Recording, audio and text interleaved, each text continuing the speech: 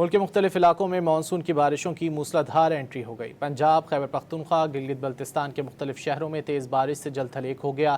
لاہور، سیالکوٹ، ٹوبہ ٹیک سنگھ، پشاور، گلگت بلتستان کے مختلف علاقوں میں بادل ٹوٹ کر برسے۔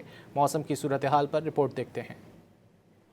پنجاب، خیبر پختونخوا اور دیگر علاقوں میں مونسون کی بارشوں کا سلسلہ جاری ہے۔ تیز بارش سے لاہور کے کئی علاقوں میں پانی جمع ہو گیا، سڑکیں تالاب بن گئی، انڈر پاس میں بھی پانی بھر گیا۔ لاہور میں بارش سے جڑے حادثات میں بائک سلپ ہونے سے 2 بھائی جاں بحق ہو گئے۔ لاہور میں چھت گرنے سے 4 افراد زخمی بھی ہوئے۔ واسا لاہور کے مطابق لاہور میں اوسط بارش 78.5 ملی میٹر ریکارڈ کی گئی۔ سب سے زیادہ 26.3 ملی میٹر بارش ایئرپورٹ کے علاقے میں ریکارڈ ہوئی۔ لاہور سمیت پنجاب کے مختلف شہروں میں واسا کی ٹیمیں مسلسل مصروف عمل ہیں۔ نشیبی علاقوں سے بارش کا پانی نکالنے کا کام تیزی سے جاری ہے۔ اسلام آباد کے مختلف سیکٹرز میں بارش سے موسم خوشگوار ہو گیا۔ محکمہ موسمیات نے مزید بارش کی پیش گوئی کر دی۔ سیالکوٹ میں تیسرے روز بھی موسلادھار بارش کا سلسلہ وقفے سے جاری ہے۔ ٹوبہ ٹیک سنگھ میں بھی بادل خوب برسے۔